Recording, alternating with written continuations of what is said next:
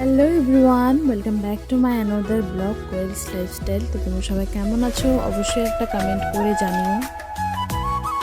এইখানে আমি রেডি হয়ে নিচ্ছি কারণ হচ্ছে আজকে একটা ভাইয়ের বার্থডে আছে, তো সেইখানেই যাব। তো দেখো আমার রেডি হওয়া কমপ্লিট, তারপরে হচ্ছে বেরিয়ে পড়লাম যাওয়ার জন্য। আর যাওয়ার পথে দেখো ওয়েদারটা কেমন, একদমই আজকে গোটা দিনটা এরকমটা গেছে, একদম ভালো ছিল না ওয়েদারটা। তো কিছু করার নেই, চলো। তারপরে হচ্ছে ভাইয়ের জন্য কিছু নেওয়ার ছিল, তো আমরা এখানে অ্যাম্বাজারে ঢুকে পড়েছি।